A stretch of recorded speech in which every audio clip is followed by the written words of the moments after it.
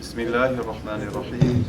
Assalamu alaikum wa rahmatullahi wa barakatuh. Greetings to you all, and everyone is welcome here. We are so honored to have you, and we ask God that this meeting tonight be something that has in it benefit for everyone. Ameen. We begin with a short supplication.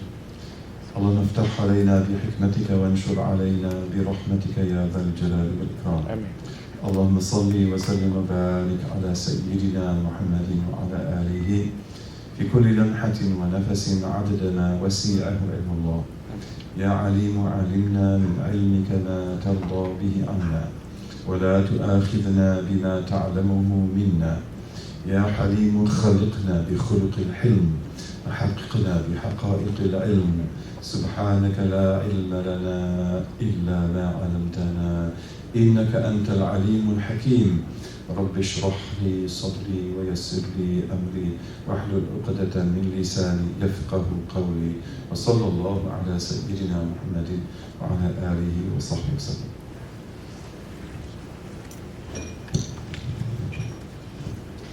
Assalamu alaikum wa rahmatullah.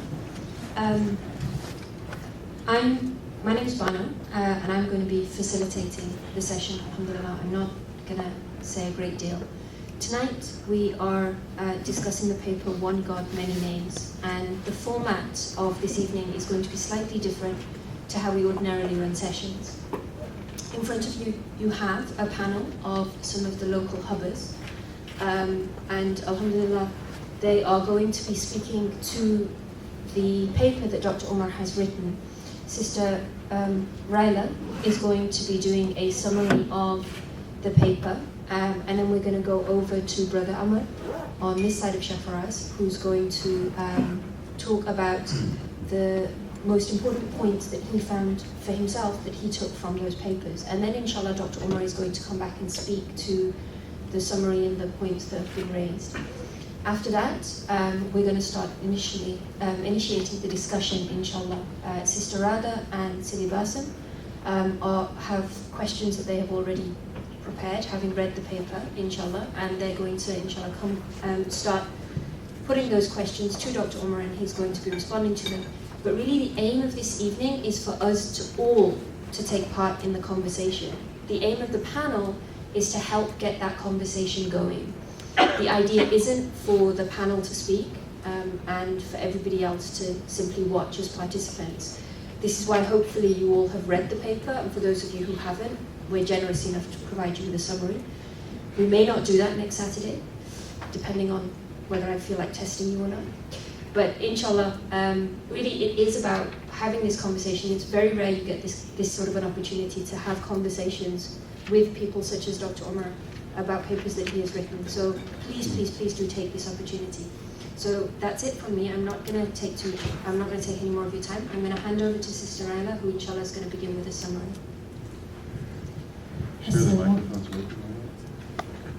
Assalamu alaikum. I just want to start by asking your forgiveness because I was asked to do a summary a couple hours ago, and it's like a sandwich. It's got the bread, but the inside is empty. So please forgive me. The article begins, One God, Many Names, written by Dr. Omar, begins by saying that though many Jews, Christians, and Muslims acknowledge their shared belief in the God of Abraham, many among Americans' religious right increasingly deny the same shared belief in the God of Abraham. Well-known public figures in America, like Christian Coalition's Pat Robertson, Franklin Graham, William Boykin, make inflammatory remarks about Allah or the Muslim God, denying a common ground and pitting false ideas of the God of Islam against the Christian God. According to Islamic theology and salvation history, biblical God and the God mentioned in the Quran are one and the same. Many English-speaking Muslims refrain from using the English word God based on the incorrect assumption that the Arabic word Allah is the linguistically correct way to capture our theological truth.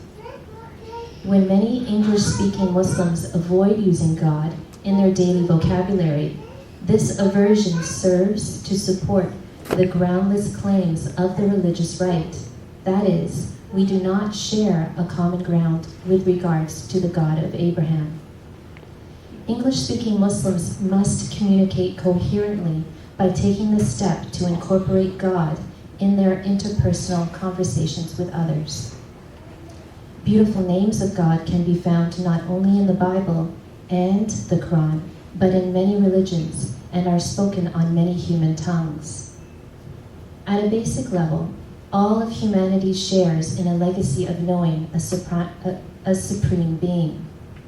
Based on the distant association with the primeval legacy of universal prophecy, humans through history have called this supreme being suitable names that, from our faith perspective, demonstrate an innate, inborn knowledge of God.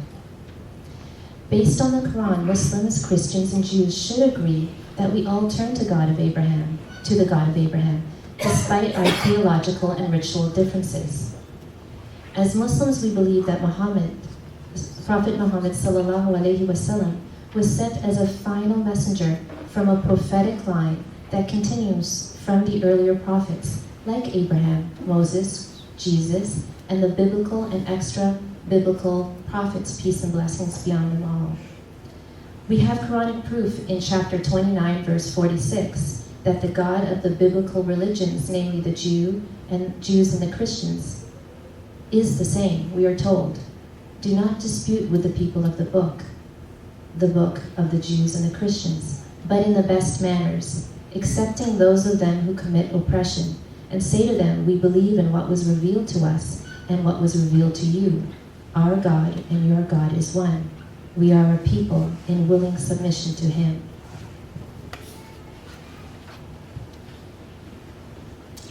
An authoritative saying from the Prophet ﷺ leads Muslims to believe that God has 99 names. The tradition of 99 names does not limit the divine names to a number, but instead highlights 99 distinctive attributes among God's innumerable ones. In Islamic scripture, there are more than 99 authentically tested names of God.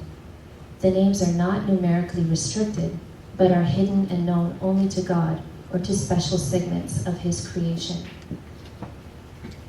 And here I move on to summarize the ending, conclusion part, of course missing huge chunks in the middle. The article concludes, as we recite the word Allah daily in our lives, through our prayers, du'as, and litanies, it is understandable that English-speaking Muslims have a profound attachment to the word Allah. Emotionally and spiritually, the word Allah gives us an immediate, intimate connection that no other word can replace. However, we need to understand that most non-Muslim, non-Arab speakers will not develop the same heart connection by hearing the word Allah repeated many times.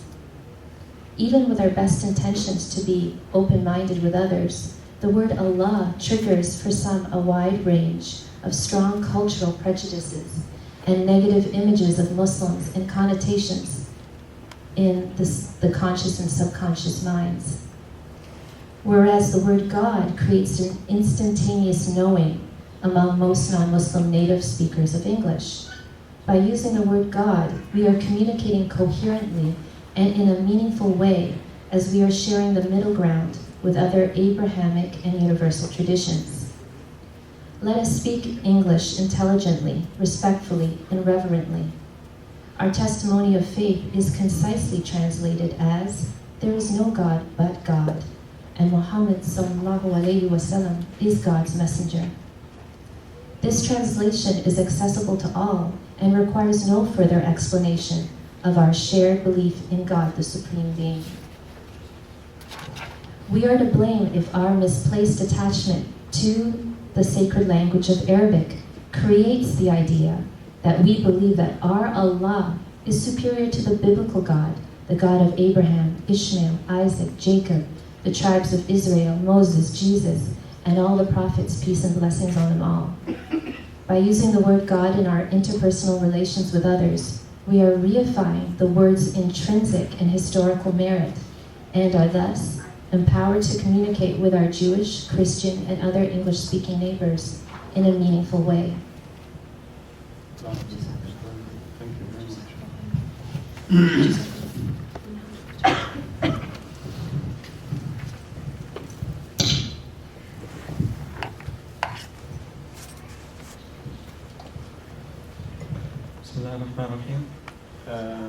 Can you put the microphone?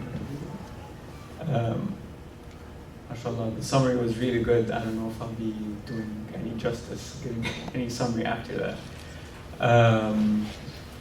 But I would instead like to say what I took from the paper instead of summarizing it. And Jazakallah khair, Dr. Umar, for the beautiful paper, because it addresses something that to an outsider from Islam, from our community, it's something that troubles a lot of people, or they would think about, but within, as a Muslim, and I've been a Muslim for my whole life, it's not something that I would bring to mind or consider a lot of the time in terms of the naming of Allah subhanahu wa ta'ala.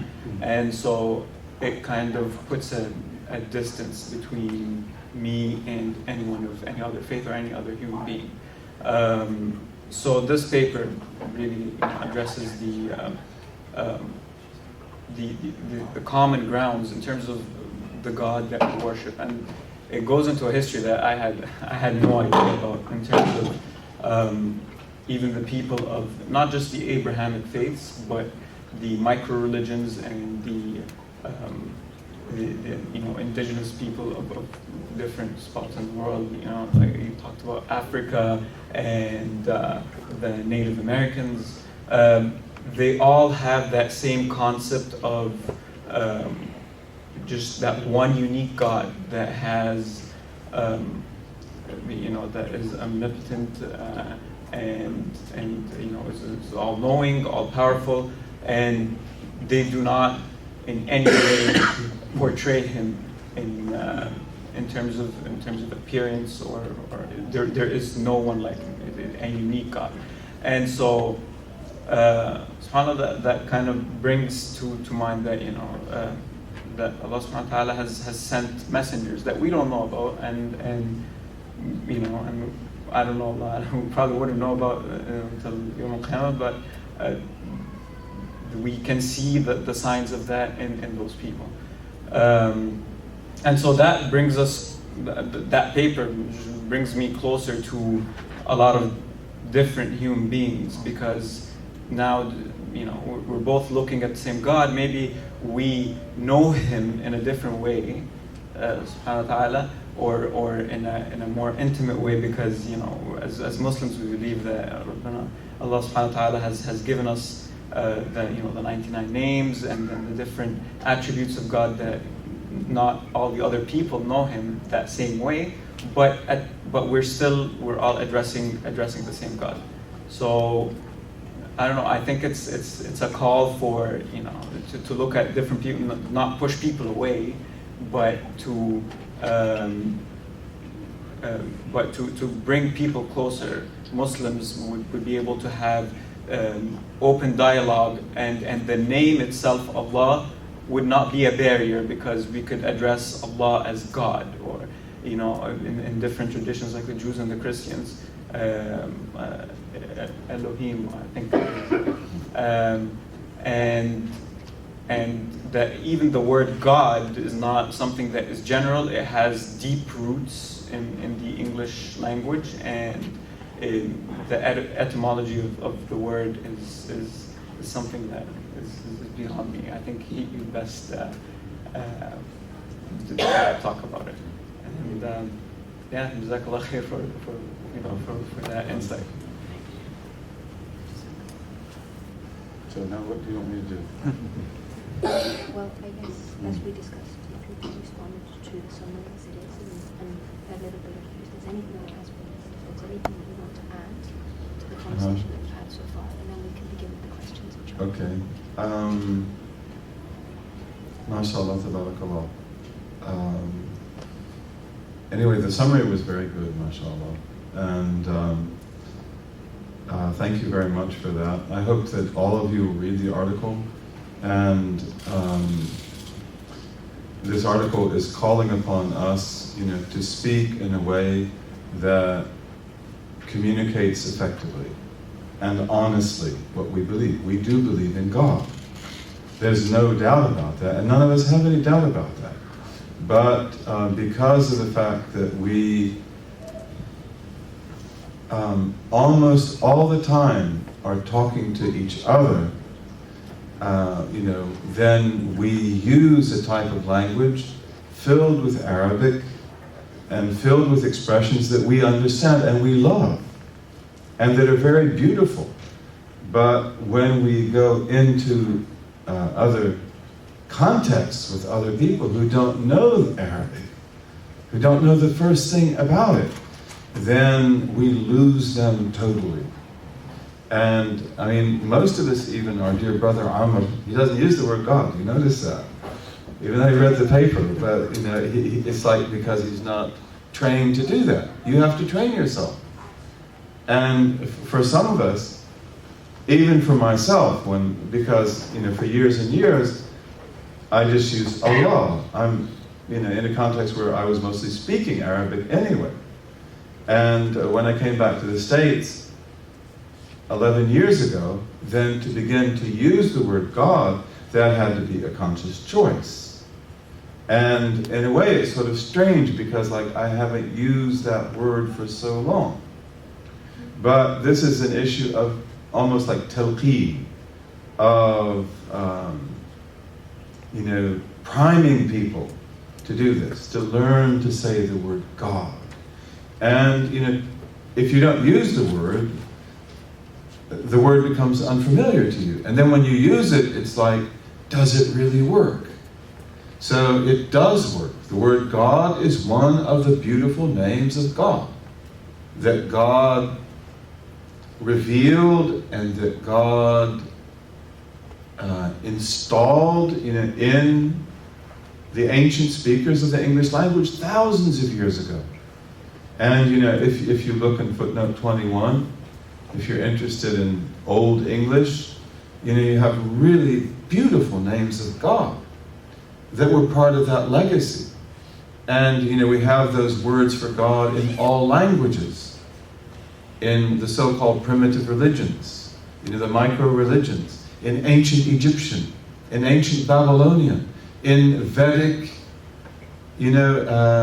Sanskrit, all these languages, because all human beings share in the universal prophetic legacy.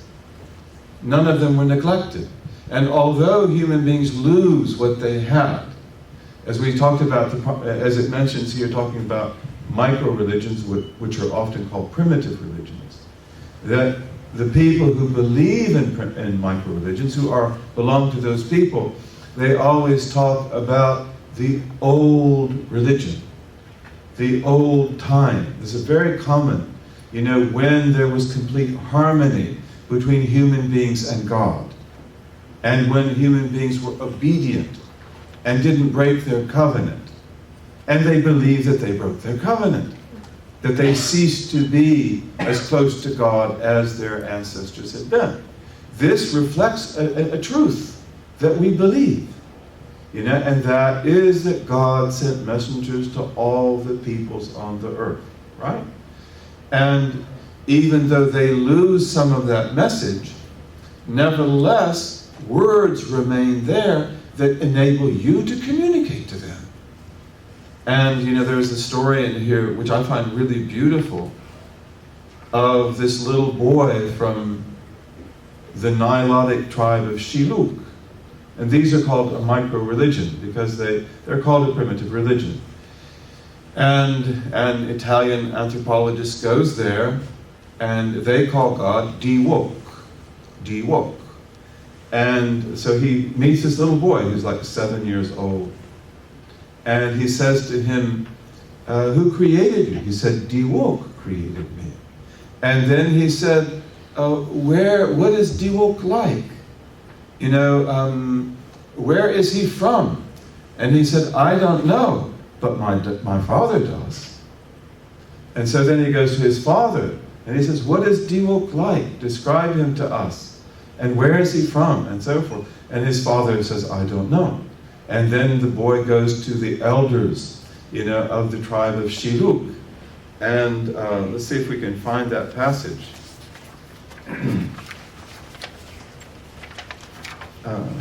So this is on page 5. And he goes to the elders, the tribal elders, and they said to him, Diwok, we only know that he exists. We know he made the sky and all you see above, the stars, all the animals, and even people, both black and white. But who Diwok actually is, no one in Shilok can say, for no one has seen him. What we know is this: Diwok is there and made everything. Even if you cannot see him, yet he is there, like the breeze that blows. Even if no one can see the breeze, yet it blows. No one has doubts about that. So this is the kind of logic, that is typical of human beings in their fitrah, in their natural self. And these kind of words are treasures that remain behind in all the people so that you can speak to them. And so that you can bring them to the new covenant, bi'idhnillahi ta'ala, to a primal understanding of God, bi'idhnillahi ta'ala. Anyway, this is, I write this like as a piece of advice. It used to be years ago, let's say in the 1930s, 1940s, 1950s, 60s, that Muslims would usually use the word God, just instinctively, because they know they believe in God, and if they come to America, they come to England, then they use it. And this was not an issue. But using the word God became an issue mostly in probably the 1980s and 1990s. And why? Because of ideologies. And these Islamic ideologies had in them a countercultural agenda. So it's like I affirm myself by rejecting you. And therefore Muslims began to throw out the baby with the bath. That they reject everything around them. This is a very unfortunate position to get into. We're not that way. This is not our tradition. We are people who affirm the cultures of other people and who work with those cultures in a dynamic way that brings out the good in them. But this countercultural attitude that we affirm ourselves by negating the other, this is the horrible legacy of that. And so you have Muslims that don't only avoid the word God, because most of our people here who would use the word Allah, we use it because we love that word. It's the word that we're using in our prayers in Arabic. So it's familiar to us, and it is the most beautiful of all names. And as we say here, it's almost identical to the word that Jesus, peace be upon him, used for God. Allah. That's Aramaic for God. And Moses would have used a word very close to that too. Elohim, or Ha'elo. Okay? But Allah, when we use the word Allah, it's because we love it, we're attached to it. And also because we know that we all understand it, there's no problem. But you have other people who mark the name God, or Dieu, or Khoda, as illicit, as if this was a big mistake that we ever used these words from other languages. And this has terrible theological implications. It is a rejection of the fact that all people have instinctive knowledge of God.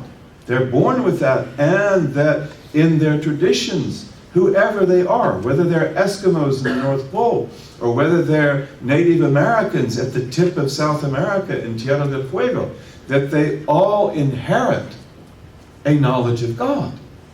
And when we speak to them in their language, we should use their language. So, and this is really what prompted me to write the article, was not just to respond to the Christian right. In fact, I'm not particularly worried about that. But because of the fact that we have in our community countercultural Muslims, who affirm themselves by negating others. This is a position of, I would say, a sense of inferiority. And then, when they apply this, it's like, you can't use the word God, you can't use maybe other words as well. And of course, then when you have the Christian right stating that Muslims do not believe in God, like, what was it, Robertson, who said that Muslims believe in Allah, who is Hubal, the moon god of Mecca, which is totally absurd.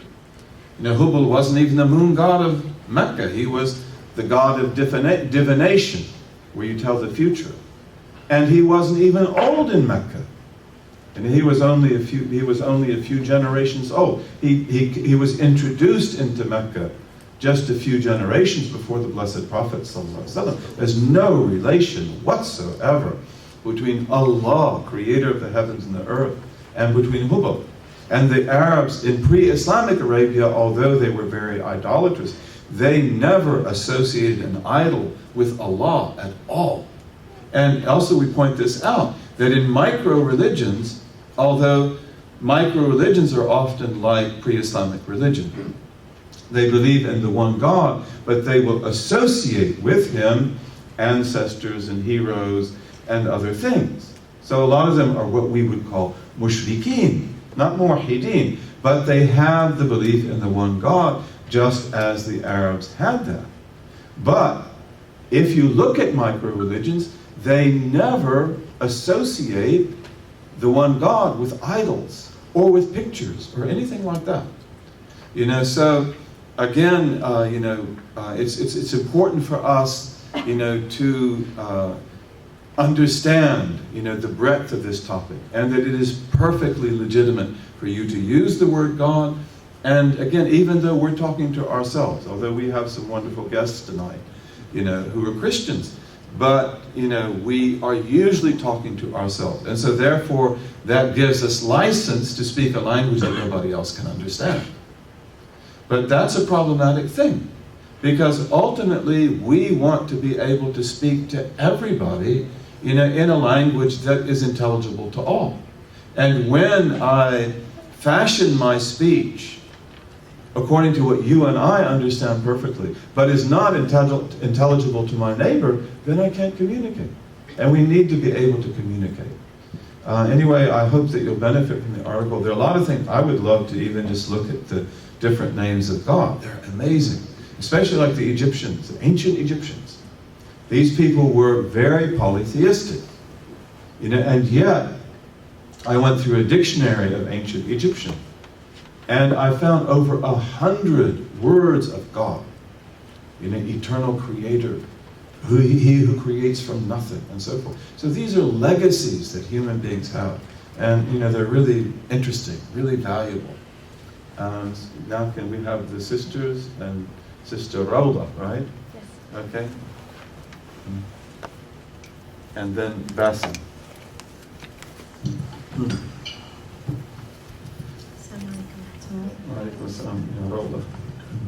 Dr. Umar, your article seemed to primarily address the continuity of the Abrahamic traditions, the Jewish tradition, the Christian tradition, and how Islam doesn't differ from that, particularly in our conception of God and the use of the word God with respect to Allah. However, many English-speaking people today, particularly in North America, are unaware of the linguistic roots of the word God, and they mistakenly associate it solely with the Judeo-Christian tradition, and they also have deep opposition to those two religions, and are also opposed deeply to the very idea of God as a result of those prejudices. As Muslims, what can we do? How can we communicate with our neighbors when they have these preconceived notions about God and they have these prejudices. And they may not even identify with any religious tradition. How do we use the principles of what's in your article to communicate with people outside of the religious traditions, whether Jewish, Christian, Hindu, Buddhist? I'm not sure if I understood everything that you were saying. I think some of the things were not clear to me, and inshallah you can clarify that. But is what you're saying that, in fact, there are a lot of people who speak English who are not Muslims who don't particularly like the word God? Is that what you're saying? And what kind of people do you have in... What kind of people do you have in mind? Mostly people that maybe consider themselves atheists or believe that may have grown up in the Christian tradition and have very negative associations with the word God. So even as a Muslim, using the word God linguistically just sets them off. So what can we do to overcome that? How can we use language to overcome that? Well, I'm not sure that it's a linguistic problem, and I'm not sure that it has a linguistic solution. People who have rejected belief in God do that because of conceptions and misconceptions they have. So the way to approach that, in my mind, is to work with those conceptions, and by that to rehabilitate their understanding of God. And yet the word God is deep in their hearts. And I knew a woman at the University of Michigan, where I was teaching back in the late 70s and early 80s, who was a feminist at a time when feminism was just beginning. And she was divorced. She had a child who was about maybe 2 or 3 years old. And she was a firebrand when it came to denouncing religion and God. And one day, a group of Muslims were with her, and she was talking to them. And her son began to stray away. He was playing, and they were in like an open area, and there was a street by that with cars parked. And her son, got over to where the cars were, and he got between the cars. And then while she's talking, the kind of thing I think you're referring to, she's an atheist, her son goes through the cars and he's going out into the street, and there's a car coming down the street very fast. And she sees he's going to be hit and probably killed. And what was her response? "Oh my God! Oh my God!" That was her response. You see, because this word is deep in her heart. And she knows God, because we're all created that way. We cannot escape that. That's why kufr, which is the rejection of God, is actually covering over. It means that you cover over what you know in your deepest self. And when she said that, and when she says, "Oh my God," what is she doing? What kind of a statement is that? That is istighatha. That is calling upon God for help. And God says in the Qur'an that anyone who calls upon me in dire need, even an atheist, even a godless person, even an idolater, I will answer their prayer. And the car screeched, and dust came up, and the little boy escaped just by a hair. And he wasn't hit. See, so the pre-Islamic Arabs believed in Allah. They believed that He was the creator. They believed that He was the greatest. But they believed that there were other gods that shared in His divinity. Right? They would go to pilgrimages and would say, "Labbaik Allahumma labbaik." Here I am, O God, answering your prayer. La sharika laka labbaik. You have no partner. I am answering your prayer. Illa sharikun huwa lak.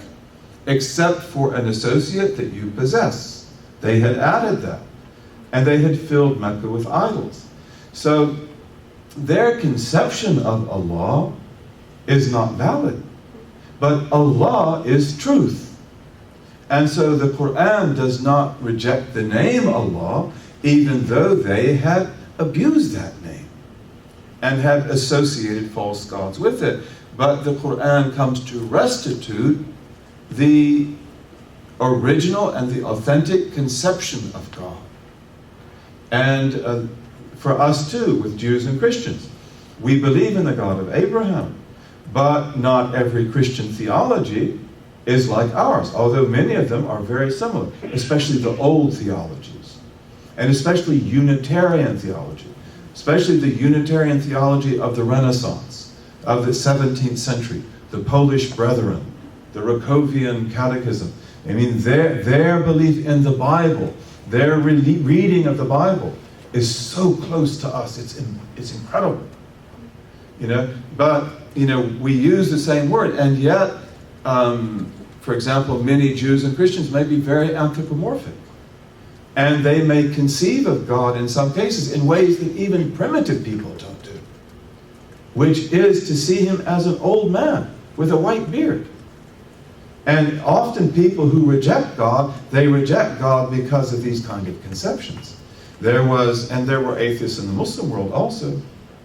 You know, there's a story that Sheikh Hamza Yusuf, may Allah bless him, tells, you know, of a great Sufi sheikh, you know, who went to an atheist, and when he came in, he said, "The God you don't believe in, I don't believe in either."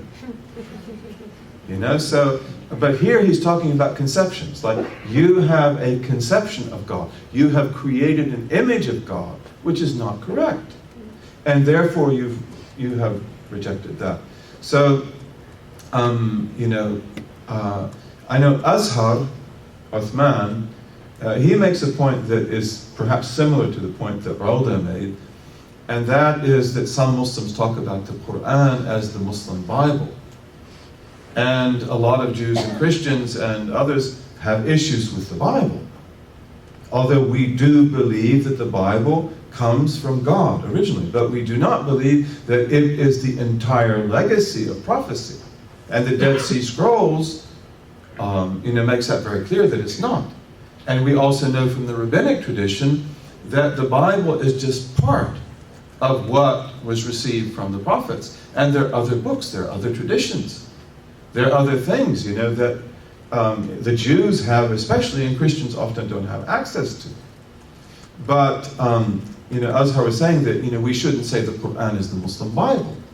And I think that that's a valid point, because the Qur'an is a very unique, preserved text.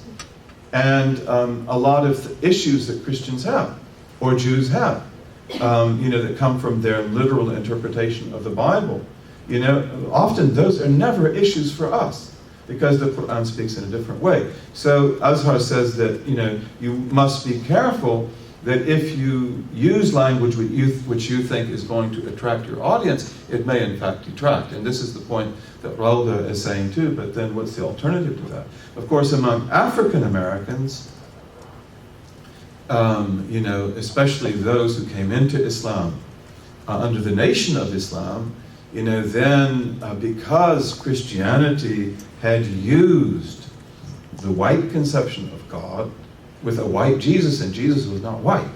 Jesus was brown skinned. The Prophet Muhammad was white. Not that that makes a whole lot of difference, but he was. He was Azhar alone. Prophet Jesus was not. He was Asma. He was brown. But, you know, the white Jesus with the blue eyes, and the Christian concept of God, they regarded that as one of the links of the chain of slavery. So that a lot of them, when they came into Islam, they too wanted to use the word Allah only. And they found in that a sort of liberation from some of the elements of the Christian church which they felt had enslaved them. So every person has their own cultural background, and they have their own responses. And, you know, we should speak to people according to the way that they understand. But we want to make sure that we are not misunderstood. And that, you know, Allah is the biblical God. It is the same word.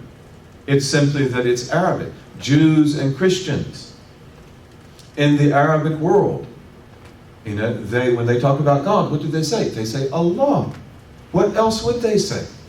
Just as when they speak English, they say God. So we must be very careful that whatever word choice that we want to use to communicate to people, that it works, and that it has the proper effect, that it's honest.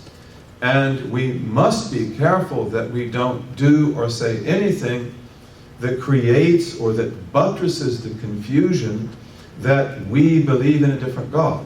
And you know, some of you have heard from me when I tell about my story, because I grew up as a Protestant Christian. And we were people who took Christianity seriously, and I did too. But in the Sunday schools that I had gone to, although we didn't talk about Islam very much, the point was made, you know, just as the Christian right does today, that Muslims believe in Allah, and we believe in God. We believe in the God of Abraham, and we must call Muslims to believe in God, as if Allah were, for example, like Baal. The word Baal means Lord. We use it even in Arabic to mean husband, or Ba'ula is husband as well. Baal was a Phoenician Canaanite god, and you know, his name was Lord, but he is not the Lord, and he never was the Lord. Baal was a human being, and so for that reason, the prophet Elijah, Elias, you know, he attacks the cult of Baal. Okay, and we were basically taught, you know, that Allah is like Baal. It's another god. And when you know, although I was exposed to Islam, I studied about the Turks, I studied about Muslim Spain, I wrote a paper on Islam in West Africa, the Empire of Mali, you know, the African roots of African Americans. That's what I was studying. You know, that was fascinating for me. And I saw about Islam and Islamic belief, how rational it is, and how compatible it is with biblical religion. But when I read the autobiography of Malcolm X in 1970, which happened to be the door that brought me to Islam, you know, the first lesson that I learned from that book, as strange as it would sound, was that I realized that Allah and God were the same, even though in my mind I had known that for years. You know, but it's just that something was put in me deeply from childhood that Muslims worship Allah. And even we had an idea of what Allah was like. You know, something maybe from 1001 Arabian Nights. And, you know, that has all this Baghdad type of imagery in it, and turned up sandals and all sorts of crazy things. And, you know, and this is the way people are. You know, what is in our minds is one thing. What is implanted in your heart is another. And the autobiography of Malcolm X, because of the way it worked on me, it enabled me to break through that misconception. And even though I embraced Islam and I loved Islam, and I began to learn Arabic immediately, and I used the word Allah, and I read that it is identical to the biblical Elohim and Allah of Jesus, it still took years for me to feel with it the same kind of love and familiarity, you know, that I had with God. And, you know, when I was looking for a translation in 1970, I had to have a translation that had God in it. Praise be to God, and not praise be to Allah, because again, it's like this, you know, emotionally it's hard for me to be at peace with. Even though intellectually I know there's no problem with it. So, inshallah, Allah give us understanding, enable us to speak wisely, and enable us also to speak to people around us, not just to speak to ourselves. And in speaking to ourselves, you know, not to create an idiom that is beyond the comprehension of other people. We speak English, most people here speak English exactly like Canadians speak English, or people in the United States. We don't have accents, we grew up here. You know, but we create an idiom which only we can understand. And nothing wrong with that. You know, our great sheikhs, Imam Zayd and others, they will also speak to us in a language that's familiar, and often it's easier to do that because I don't have to translate. You know, if we're using a word like shahwa, or hawa, or hudud, you know, so it's so much easier just to use that word than to try to translate it into English. But we need to be able to do that. And we need to at least be bilingual. And especially be aware, just like Brother Ahmad was saying, that, you know, he wasn't even aware of that. Because, you know, he comes from a Muslim background, and he grew up speaking about these things. And, you know, you don't necessarily understand how much the listener to you doesn't get from what you say. Sidi Bassam, would you like to add something? Or give me the microphone. Inshallah.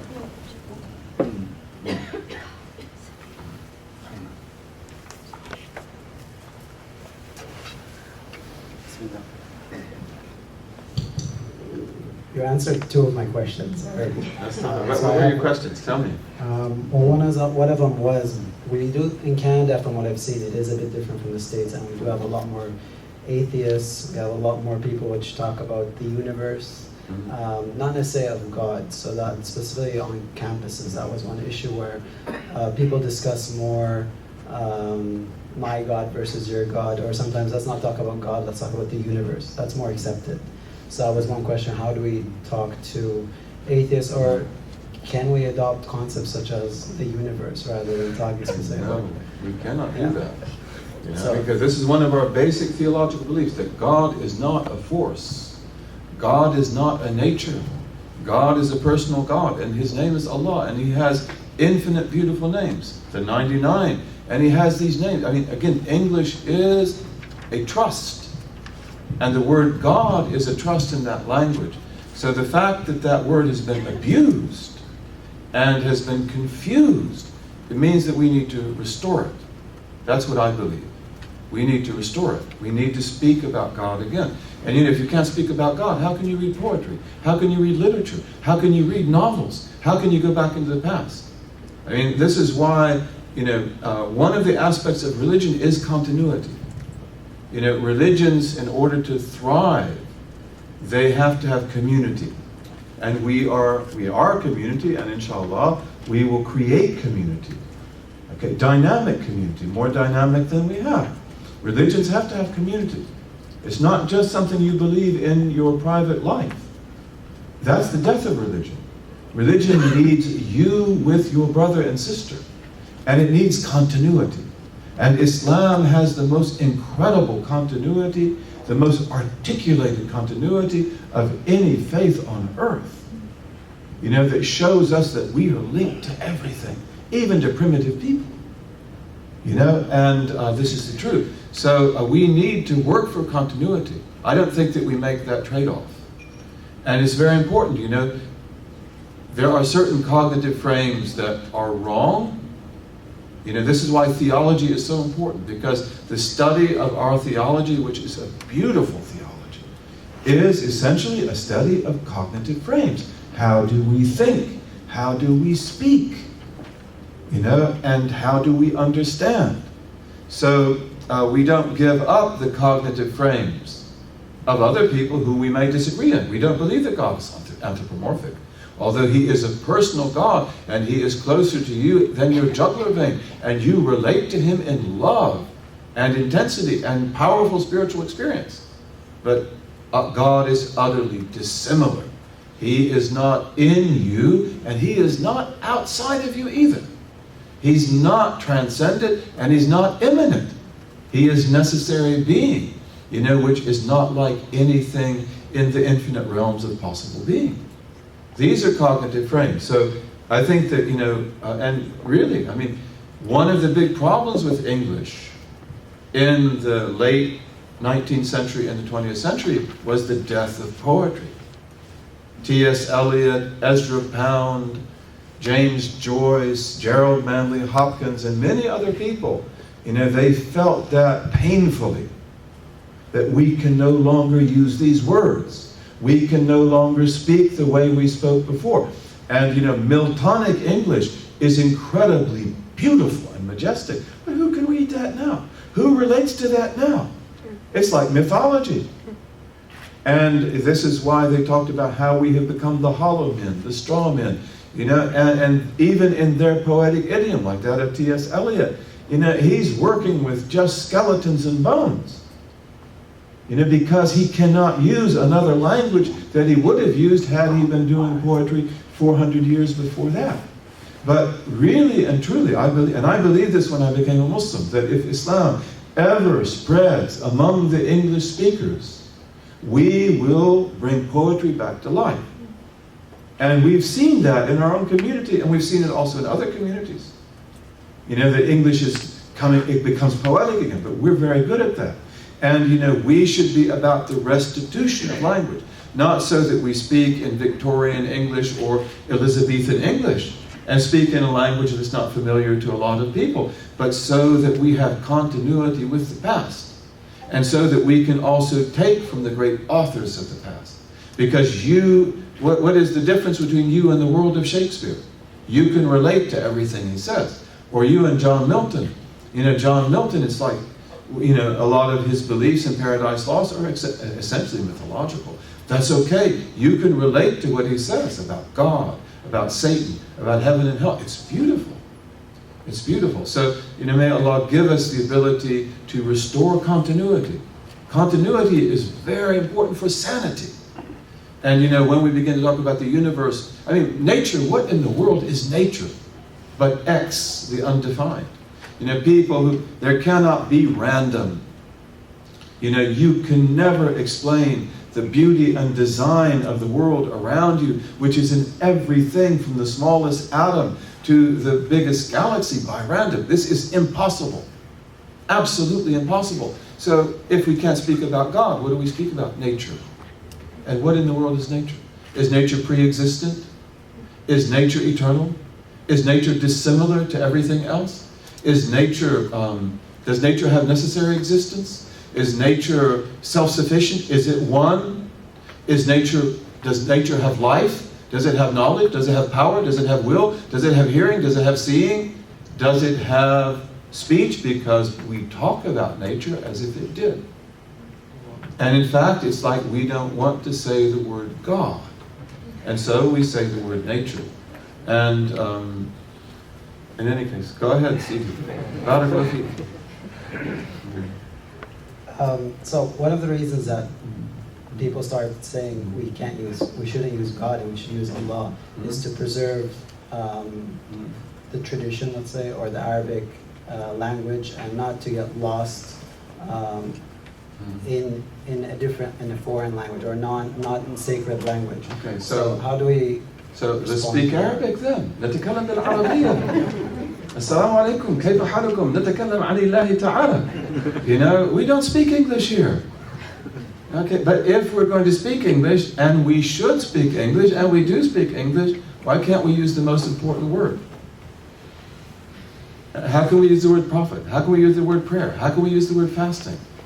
And again, it's one of the things that we know, especially people like Sheikh Faraz and others, is how rich the Arabic language is.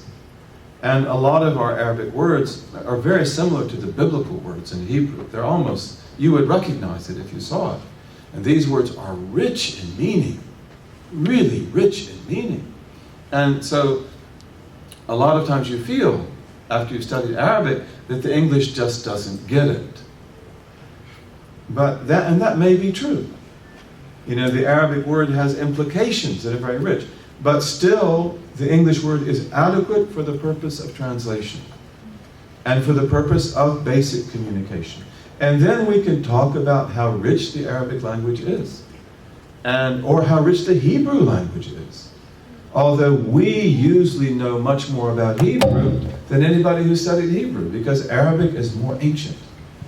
Arabic is the most ancient of all the Semitic tongues that we know. There are other Semitic tongues that can compete with it, but nobody speaks them today, like Thamudic and ancient Himyarite and so forth like that.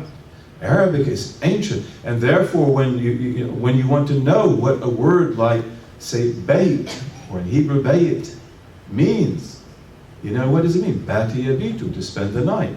The Bayt is the place where you spend the night. So the Bayt is a tent, or the Bayt is a room.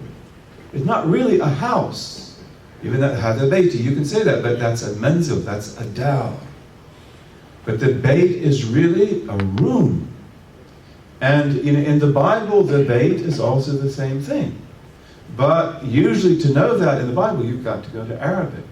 Or you've got to go to some other ancient Semitic tongue, because Hebrew is Middle Semitic. Arabic is old, ancient Semitic. Hebrew is Middle Semitic. So, what else? تفضل بارك الله فيك. There's a question that I'm going to pass over to Ridwan. We had a discussion before, so I'm putting him on the spot. He had a question earlier, and maybe you can elaborate on his question a bit more. Okay, تفضل يا I رضوان. forgot. He didn't forget it. I don't believe he did. He's too smart. This is a conversation. Assalamu alaikum.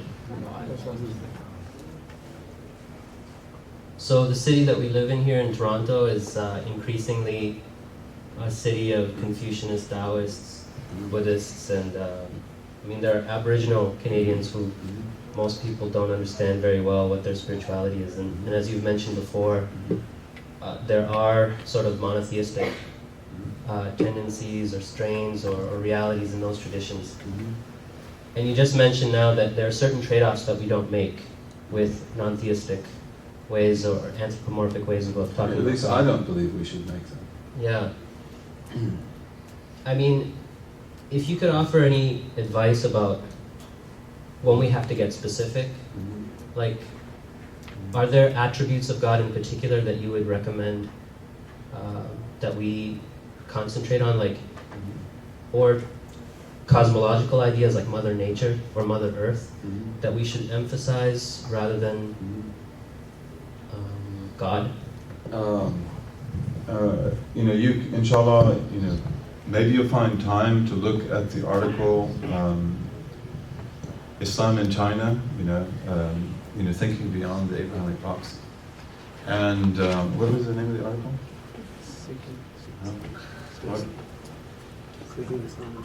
What is it? I forgot the name of my own article. Seek knowledge. Seek knowledge in China, thinking beyond the Abrahamic box. And one of the interesting things there is the fact that the Chinese Muslims who have been in China as long as Muslims have been anywhere, they've been there over 1,400 years, in articulating Islam in Chinese, they did it so thoroughly and perfectly that they affected the Confucianists. They affected the Taoists, and they affected the Buddhists. And, there was a really dynamic dialogue between the great and profound Chinese Muslim scholars and between the sages of the Buddhist tradition and the Confucianist and the Taoist tradition. Some of them came into Islam, others didn't, but they really benefited a lot from Islamic knowledge. And you'll see also that these Muslim sages in China looked for bridges. What are the strongest bridges between us and between the Confucianists and the Taoists and the Buddhists? And I think I mentioned 5 in the article. So they found that, we took a trip to Indonesia in 2004, I believe it was. And one of the reasons for that was to study how Islam came to Java. Java had such a rich tradition of Hindu Buddhist civilization. So, how were Muslims able to communicate to these people? Because they lived really they had a worldview that in many ways is very strange to us, very exotic. And that was a wonderful thing to study, how Muslims made sense to the Javanese. And they did that incredibly well. But, Azhar Osman was with us on that trip. And he said, look how the Chinese Muslims are able to communicate to the Taoists and the Confucianists and to the Buddhists. And these saints of Indonesia, especially the Wali Songo, the 9 saints of Java, they're able to communicate brilliantly to the Javanese. And that was difficult to do. But for us in the West, this shouldn't be a difficult thing. You know, we have a shared lexicon, even though we may have to talk about definitions. And, you know, I think it's very important for us to study our theology. And, you know, we have to write our theology in a really, you know, eye-opening way, bi-idhnillahi ta'ala. And hopefully our theology is not just beneficial for us, because it brings you to life. It makes you aware. It enables you to think. But also it, I think, would affect many Canadians and Americans. Because it's like, again, the God you don't believe in, I don't believe in either. Because it's about cognitive frames. You have misconceptions about time and place. You have misconceptions about quantification. You have misconceptions about the nature of physical reality. And so let's talk about that. Let's talk about cause and effect. And let's talk about necessary being and possible being. And then, you know, you see whether that makes sense to you or not. And for most people, I mean, I've even looked at Christian theologians in the 20th century, that, you know, their theological discourse, to me, is extremely anemic because of the fact that they don't draw on the tradition. They're not able to do that. And they buy into a lot of the cognitive frames around them. So they're really not able to do much more than to spin their wheels. You know, I think we have to be really clear, and, you know, we have to open up people's minds. Facts never speak for themselves. You know, we say that. Let the facts speak for themselves. Facts don't do that. Cognitive frames are what give you speech. Cognitive frames are the paradigms you have in your mind. If the cognitive frame is not adequate, the facts will bounce off. Can you explain it a bit more? Sorry? Can you explain it a bit more? Yeah, so cognitive frames are, you know, these basic conceptions that we have that enable us to order experience, to think about experience. And you could give some good examples of that, right? Now let's have Sheikh Faraz Rabbani talk also. Can you speak about that too?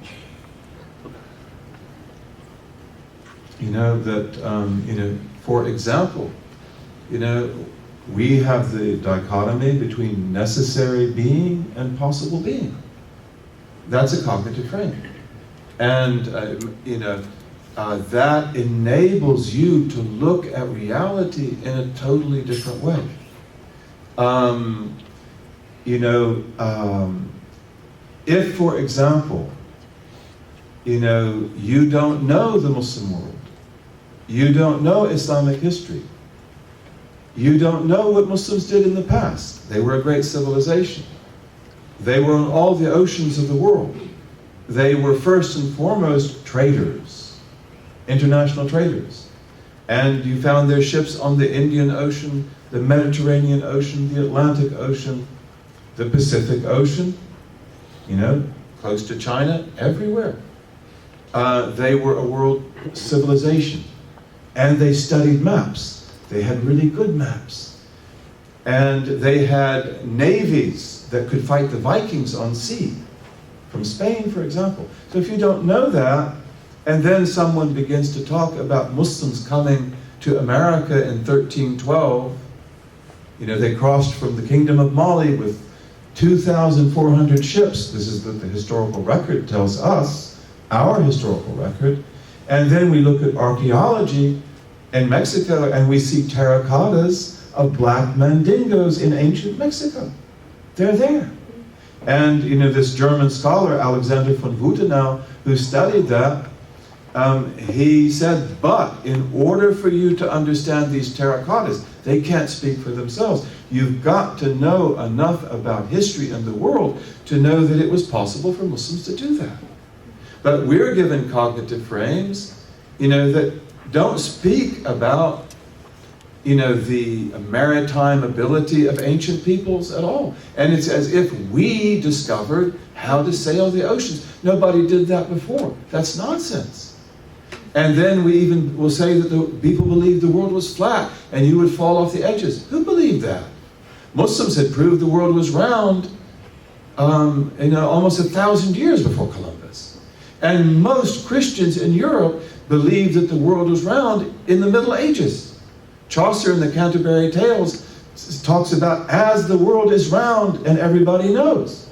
That's in the 1300s. You see, but then we say, oh no, they believe the world was round, flat. Columbus is the one who got this idea that it's round. From the great scientists of his time. That's not true. That's a false cognitive frame. But if you have that, and it's instilled in you, just like in me, that Allah and God are not the same. So I can't get it. I can't get it until I can replace that cognitive frame. You see? Even though it's like, how can you not see this? Are you stupid? No, I don't think I am. But it doesn't work. Okay, the cognitive frame is blocking it, always. It's always kicking in. So if you believe that in 1492 Columbus sailed the ocean blue and that he discovered America, nobody knew it was there. Then when you look at the archaeological evidence in ancient America, it doesn't make any sense. And Van Voeten now would show these terracottas of Mandingo warriors in ancient Mexico. He would show them to German students of archaeology in Mexico, and he'd say, what is this? They say, it looks like an African. But there were no Africans in pre-Columbian America. That's cognitive frame. You see, he has a cognitive frame already that does not allow for that possibility. There are a lot of examples like that. For example, today, Darwinian theory. Darwinianism is just a theory, an unproved theory. But it has become the secular ideology, of the modern world. And all kinds of ideas come from it. Like, for example, primitive religion. What does that mean? Like this is the first religion. This is the way that people were in the beginning. How do you know that? A micro-religion, you have lots of micro-religions in Canada. The Eskimos also had a micro-religion. The Crow of Canada had a micro-religion also. So it's like, what's primitive about that? This religion is also existing today in the year 2011.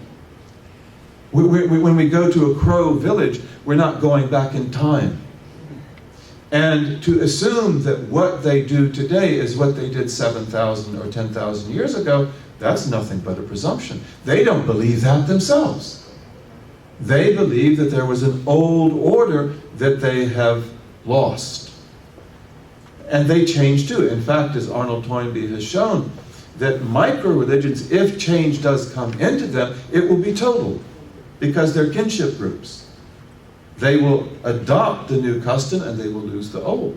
So you have to be careful when you talk about primitive religions. But again, this German scholar that I referred to in the paper, whose name is Wilhelm Schmidt, he did an exhaustive study of primitive religions, micro-religions, in the 20th century, for almost, I think, 50 years. And he wrote this voluminous book on that in German, which is difficult to read. I mean, the book itself is difficult to read, even if you can read German. That's why some German scholars, I've read an article about that, have said that we need to rewrite Wilhelm Schmidt, because people need to be able to read him. They need to be able to access him in German much more easily than they can. But he shows that these ideas of primitivism in primitive religion are false. They have no empirical basis. The primitive religions were not animistic. None of them were that way. That was evolutionary ideology based on very limited anthropological study. Extremely limited. And he did a universal anthropological study. And he shows that no, they believe in one God, although they associate others with him, ancestors, heroes, and things like that. And they have beautiful names for God. And they believe also in the fact that moral virtue comes from God, goodness comes from God, the institution of marriage comes from God. These are almost universal among these people. So again, you see a cognitive frame, that these are primitives.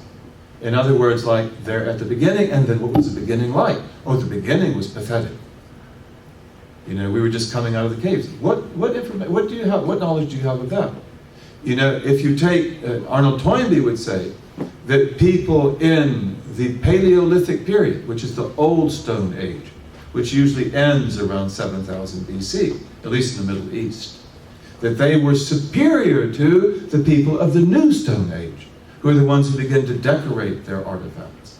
But he said they were spiritually purer than they were. And the Qur'an tells us about the Sabiqun, the best of all believers, the ones who outstrip all others. Thullatun min al-awwalin, many among the first generations of humankind. Wa qalilun min al-akhirin, and a few among the later generations. So that shows that we have deteriorated. And when you look at languages, you look at the most ancient languages, and you will find them to be the richest of all. And human beings think by language. If you look at the Arabic language that was spoken in the days of the Prophet ﷺ, which you can find, for example, in the great dictionary Lisan al-Arab, which my edition is 15 volumes long. Most pre-Islamic poetry, even if you know Arabic well, you might not be able to read. It's like, what do these words mean? The words are so precise, and the words are so rich, the vocabulary. So what kind of people were these? You can only be as good as your language. If you want to defeat a people or destroy them, destroy their language. Get them to speak pidgin English. The slaves that were brought from West Africa, you don't let them speak Wolof here. You don't let them speak Mandingo here, or Hausa, or Fulani. You take that away from them, and then they speak pidgin English. And they will develop their own English. And they can develop it very beautifully. But nevertheless, they cannot compete with you until they have a language that is on the same level. In Muslim Spain, when the Crusaders destroyed Muslim Spain and Portugal, and then the Inquisition was instituted, one of the main things it did was to prohibit the teaching and the use of the Arabic language on pain of death, capital crime. You teach your child Arabic, you will be brought before the Inquisition, you will be tortured, you will be put to death. Wipe out the Arabic tongue. And then make these former Arabic speakers, speak Castilian. And they speak it in a way that is subordinate to you because it's not their native language. Then you control them. So when we look at language, we see that the further that we go back in language history, the more brilliant the languages are. So what does that tell us about the people? And again, Arabic is ancient Semitic by comparative Semitics. Arabic, as it was spoken in the days of the Prophet ﷺ, is going to have been spoken like that at least since about 10,000 BC. Incredible language. So what were those people like? This is cognitive frames. And therefore, if we want to, have knowledge that will set us free, it is very important for us to inspect our cognitive frames. How we conceive of things, how we speak of things, and then you'll be able to speak very clearly, and then the facts will make sense. This world is a sign of God. That's what we believe. That's what the Qur'an says, right? Everything in it is a sign of God. And who can see that sign? Who can read that book? In order to read that book, you've got to be able to think properly. And to be able to think properly, you have to have the right cognitive frames. And this is one of the problems today, that we have cognitive frames that need to be examined. And in many cases, they are simply not adequate. Did you have other questions? Could I open it up to the floor? Yeah, and Sheikh Faraz, you don't have anything to say? Astaghfirullah. Okay, and you take the questions. I won't take the questions. I want to open it up to everybody, and if there's any questions from the floor. Okay, do we have any questions? We do. Yeah. Just an earlier point that was made in your article concerning the Abrahamic religions not having a problem agreeing that we all believe in the same God. Just for a concept to be unique as a concept, it should follow specific attributes. So when you change these attributes of God, doesn't the meaning of God change for religion? Well, in our definition of name, name and attribute are not the same at all. And I think that's an important point, because one of the speakers here, I think, sort of confused the two. That attribute is one thing. God has the attribute of life. God has the attribute of omniscience, of infinite knowledge, of infinite will and power, hearing, seeing, and speech. And he has the negative attributes. No beginning, no end, no likeness, no need, no plurality, oneness. And he has, the ontological attribute of necessary existence, with no beginning and no end. Those are his attributes, his basic attributes, although the attributes of God are infinite. Okay, but these are the ones that you have to know. And these are the ones that you have to understand. And then you know God. This brings you close to God. Okay, but the names of God, the names of God always point to the essence of God, which is the very being of God. So when I say Allah, I am identifying that being who is the creator of the heavens and the earth. When I say Ar-Rahman, I am identifying the essence of that being who is the creator of the heavens and the earth in mercy. When I say Al-Qahhar, I am identifying God who is the one who compels creation to take its course. And it does that in mercy. Okay? But the name always identifies the essence. Just as, for example, I know some of these people's names here. So if I say Sabiha, I'm referring to this essence, that person. And, the name that you have, like Ahmed, okay, so it means most praiseworthy. But when I say Ahmed so-and-so, I'm referring to this essence, this identity here. Even if maybe the attributes that I assign to Ahmed, they may be correct, they may not be correct. But nevertheless, that is Ahmed. We all agree that's Ahmed. So name Allah or God, it identifies that being who created the heavens and the earth. And if we get the attributes wrong, it does not invalidate the name. We need to make sure that people link the name with the correct attributes. That they understand God the way that the prophets taught us, in a way that is correct, authentic, and pure. Okay? So, and this is also why it's important to use the name, God. Even though a person who maybe is weak in belief, their understanding of God is very, very mediocre.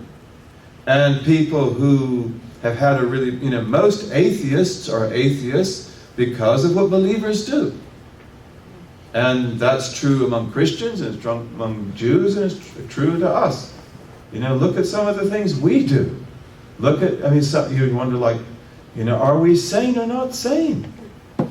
It's like sometimes Muslims, do things that are outrageous. And so people then reject Islam because of that. Okay, so and when you study atheism, atheism is usually not a theological position. And when you look at the modern atheists, they have the weakest theological positions imaginable. The greatest atheists of our time. It's like they don't have any cognitive frames. They think of God as a material being in time and space. And that's the first cognitive frame. That doesn't work. That's impossible.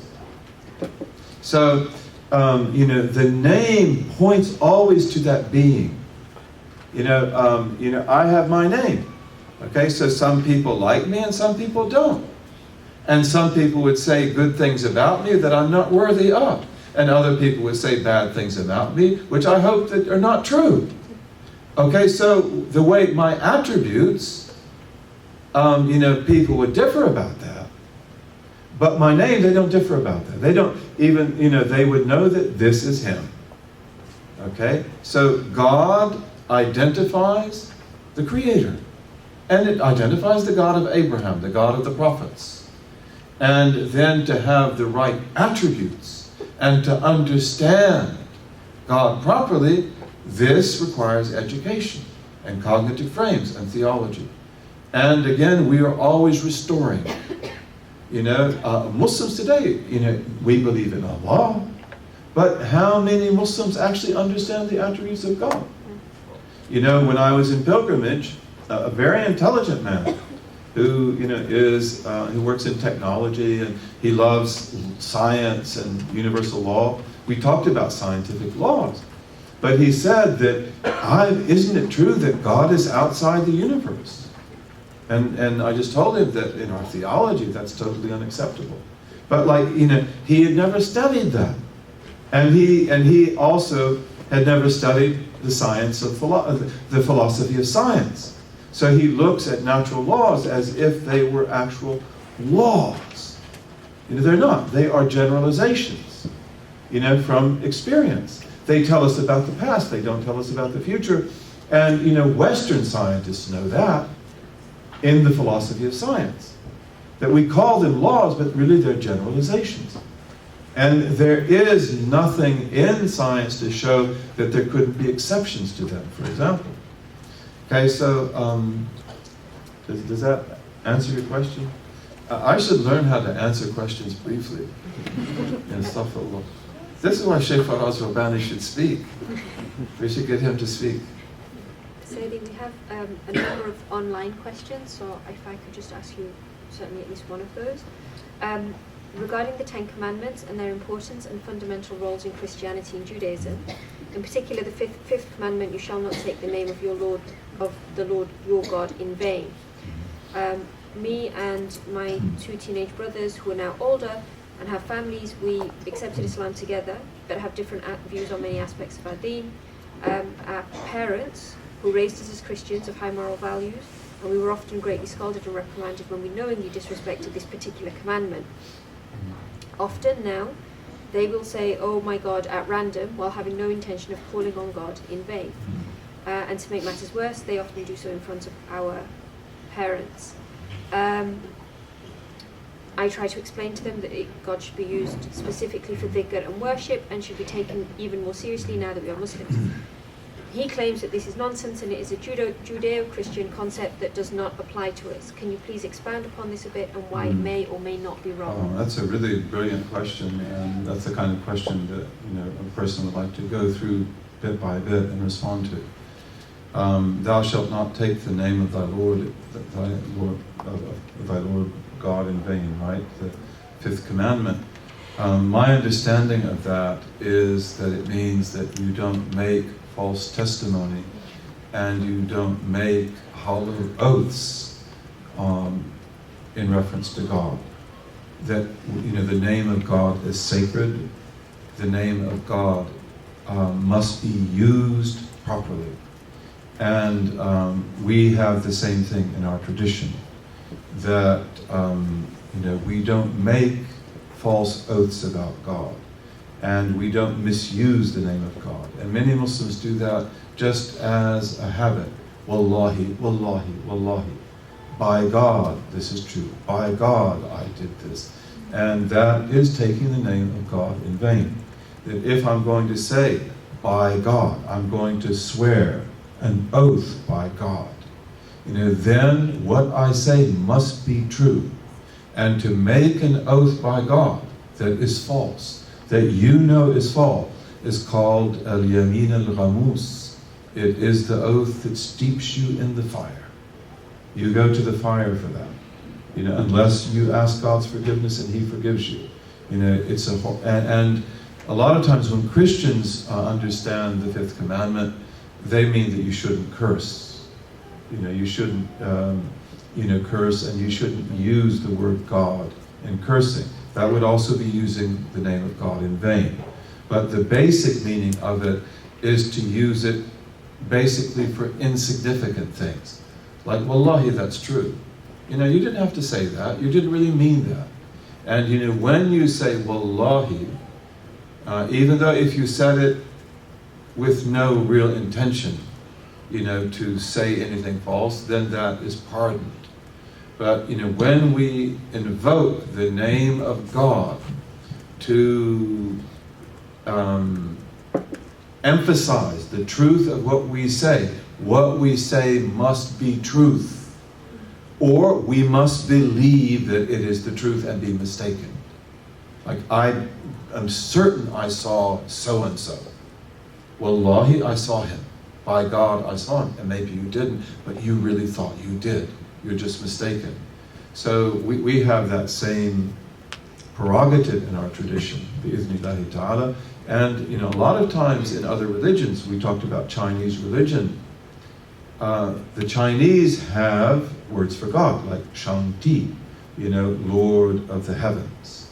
And they have other names as well that are ancient names. And this was a big thing in Chinese religion, the belief in the Lord of heaven, the one God. But Chinese tradition will adopt the word heaven for God, Tian. And sometimes they do that with astrological beliefs in stars and things like that they actually affect your life. But the Chinese tradition, it says, that heaven, the ideogram for heaven, is the one. And I don't remember what the second ideogram is, but it's the one, and it's another attribution of God, like he has no likeness or something like that.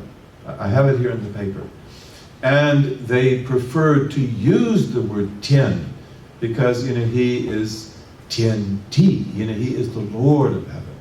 But they prefer to use the word heaven because people swear, and people curse, and people use the name of God in vain. And the name of God should not be used in vain. And in the Hebrew tradition, the high priest at the temple, or at the what they called the tabernacle, which was the big tent that Moses used, which was like the Kaaba, by the way. If you look at the tabernacle that Moses built, it is like the Kaaba of Abraham. And the temple of Solomon, it was also like the Kaaba. It's got one room and another room, which is called the Holy of Holies. And that's the way the Kaaba was built in the days of Abraham. When it was rebuilt in the days of the, before the prophet, in the days of the prophet, before his prophecy, sallallahu alaihi wasallam, they did not have enough money that was pure, that didn't have any usury in it, to rebuild it the Abrahamic way. So they left, the room of Ishmael, which is where that white wall is that you go around, they left that out of the Kaaba because they had the stones, but they didn't have the money to build it that way. Because they only used pure money to rebuild the Kaaba. And because the Arabs became attached to that Kaaba, the Prophet did not rebuild it. But that original Kaaba of Abraham in Mecca is just like the Temple of Solomon. It's amazing. It's a really important thing.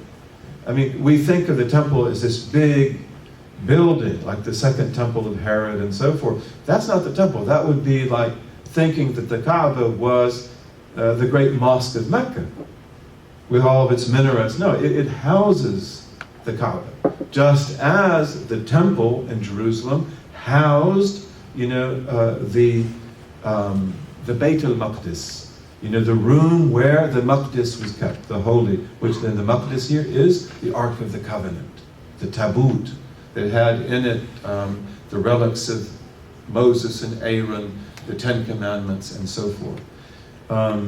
But in Chinese tradition, Chinese did not like to use the word God because it would be abused. And this is true in a lot of religions. You know, and the high priest of Jerusalem, you know, although they had Ha'elo, Elohim, you know, they have also what we call sometimes the tetragrammaton, you know, which is Ya, Waw, Waw, Ha. Some people say Yahweh, or we say Jehovah. But in fact, that was a word you do not pronounce. You're not allowed to pronounce it. And no one knows for sure how it's supposed to be vowed. Usually we translate it as the Lord. But on the Day of Atonement, the high priest would speak the greatest name of God, whatever that was. And the people who were doing like tawaf, they were going around the temple, they would go into prostration. You know, but that name was sacrosanct.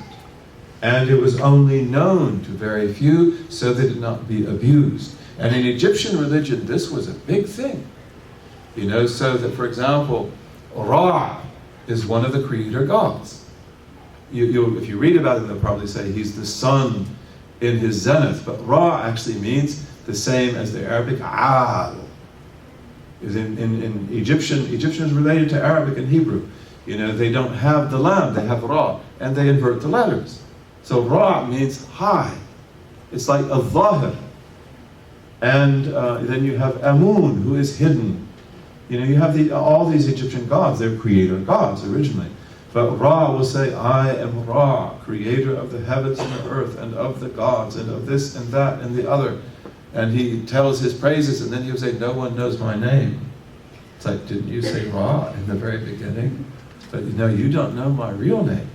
Because the real name is hidden, so that it not be abused and it not be misused. Anyway, that's a really good question, and I'm sorry not to answer it thoroughly. If I could ask a question from the ancient tradition to the internet tradition, what would you say about using the expression OMG? What is OMG? Oh my! People, you know, they abbreviate in. Oh my God. Yeah. Oh my God. Oh, okay. And it's, you know. I mean, I'm out of touch. Okay? I'm out of touch. When I came back to the United States after 18 years of being abroad, I didn't even understand what people were saying. You know? And so I had to learn the language over again. But I don't really know that custom. And you're the faqih, so you have to answer this one. This is on you. I asked. You asked it. You have to answer it. That's all. But don't take the name of God in vain. You know, don't. Again, this woman who said, "Oh my God," she didn't say that in vain. She said that calling on God because she saw her child in mortal danger, and so because the soul gets rusted over. You know, and what we know deep down, we no longer know. And what brings it back out? Intense love and intense fear. And when she saw her child in this great danger, then all of her intellectual arguments, they just went out the window in a flash, and she comes back to her natural self that she was created with. Oh my God! And that she's calling upon God, even though she doesn't know that. She just thinks she's saying that. But then God saves her son. And then she goes back to where she was before. Brother at the back that has a question. So actually, I'll begin by saying that I very much agree with the perspective that you expressed in the article. But I want to also mention, could it not be argued that one of the reasons why Muslims tend to refer to Allah, other than custom and familiarity, is that it's most adequate in that although God may have a very rich history and a lofty meaning, that it can also be, the conception of God can be corruptible because of the very language. And so, for example, you can make it plural, so gods, or can prefix that God Mother, God Father. So the very nature of the word, the conception of God can be corruptible because of the limits of the language. This is a concern, say, Now let's first repeat his question so people can. So, this question is, what about using the word Allah because of certain linguistic limitations about the word God? That, the word Allah has no plural, whereas God has a plural, like gods. Also, you have goddesses, you have feminine, the goddess, you could say. And you can't do that with Allah. In fact, our Arab grammarians say, at least some of them say, that even the word ilah, which is God, the plural of which is aliha, gods, it did not have that plural in ancient times. It had no plural. Al-Fayyumi says that. And then also we can say God Mother, we can say God Father, then there are other, I think you said also conceptions that have been linked with God, right? And then you said that Allah does not have those limitations, correct? And I think that, do you want me to respond to that? So, again, we have to remember that the word Allah, as beautiful as it is exactly the word that the idolaters were using in Mecca. And it is exactly the word that the Christians were using who were Trinitarians or who were non-Trinitarians. And it is exactly the word that the Jews were using with all their different theologies. All of those who spoke Arabic, whether they were idolaters, whether they were atheists, whether they were Jews or Christians, they all used the word Allah. And they made horrible mistakes regarding His attributes and His attributions. And Islam comes to restore the name Allah that points to the identity of the Creator to where it ought to be. And it is true that Allah is special. And our scholars talk about that in great detail. And, to say that it is just as good as the word God, I don't feel that. But, again, the word God is one of the beautiful names of God that was instituted into the English language thousands of years ago. It means He who is supplicated in prayer. Just as Allah, ilah, in Arabic and Hebrew and Aramaic, it means He who is worshipped. That's one of the standard interpretations of it. Al-ilah is al-ma'bud. We say al-ma'bud bihaq. The word God means the one who is supplicated. That's what the word means. And the Prophet said that supplication is the essence of worship. So it's remarkable how close the ancient meaning of God is to the meaning of Allah. Okay, but the thing is that people do not have sound theology because of the words they speak, but they have it because of the meanings they assign to those words. And they can deviate no matter how beautiful the word is. And that's why one of the trusts of sound religion is to get the words to have the right meanings, to make sure, and this is another thing too, the corruption of language by changing the meanings of words. This is a very dangerous thing, and it's very common in our time. That we take words, we change their meaning. And in any case, we are people who in our tradition have different opinions about things. There are issues that are categorical, that we don't disagree on. We don't disagree that Allah is pre-existent, that He has no beginning. We don't disagree that He has no end. That He is dissimilar to everything in creation. We don't disagree that He is self-sufficient, without need, that He is one, that He necessarily exists, that He has life, knowledge, power, will, hearing, seeing, and speech. Muslims don't disagree on that. Okay, but there are other things that we can disagree about. And we can disagree very happily about whether we use Allah or God. You might agree with me and you might say, no, I don't believe that. I think that the times have changed. And I think that Christians and Jews have abused the word God so much, and atheists now are rejecting it, that we should just use the Arabic. Just bring in some fresh air. If that's your opinion, if that's Sheikh Hamza Yusuf's opinion, I've never heard that it is. You know, but I mean, we met Sheikh Hamza Yusuf, myself, Imam Zaid, Sheikh Muhammad al-Yaqubi, Allah protect him and bless him, and other scholars. We met in Leicester in 1999, August of 1999. And we had a beautiful, you know, meeting. Sheikh Nuh came there for a little while. And, you know, we're talking about how do we present Islam in America and in the West. Sidi Abdul Hakim Winter was there from Cambridge. And one of the things that we agreed to there is to use the word God. Even though some of the people that were there, they don't use it very much. But they are quite capable. Sheikh Hamza prefers to use the word Allah, at least it looks that way. And he uses it all the time. I love it too. I feel very comfortable when I use that word. And that's because of dhikr. As you know, you do dhikr and then you bond with that name. I don't do dhikr with God. You know, I always say Allah, Allah, Allah. So, you know, it takes over your heart. You know, and it is a beautiful word. As it was beautiful on the tongue of Jesus. Peace be upon him. Peace be upon him. But, again, we can disagree about this. You know, no broken windows, no broken brotherhood.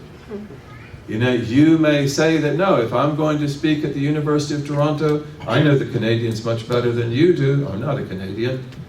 You know, I like Canadians, but I'm not a Canadian. And you say that, no, I'm going to use the word Allah. The Canadians will like that. They will respond to that. Maybe so. I mean, I went into a bank dressed like this. In the United States, I go into a bank like this, the alarms go off. You know, they don't even want to look at me. You know, I go in wearing a hat like that. It's like, yes. You know, were you frisked at the door? You know, and I walked in the bank like this, and in Toronto, and like they didn't even pay me the time of day. It's just like, okay, what do you want? You know, so maybe Canadians are different. They are different. And vive la différence, right? Long live the. Where are the French today? I say, vive la différence, right? What about hijab? That's a différence. Vive la différence, right? And they say, no, we don't say that anymore. You know? I've got 6 questions from the brother side and the sister as well. So I'll go to Sidi Ahmed first because he's been patiently waiting and Sidi Ahmed move on. Can you please clarify?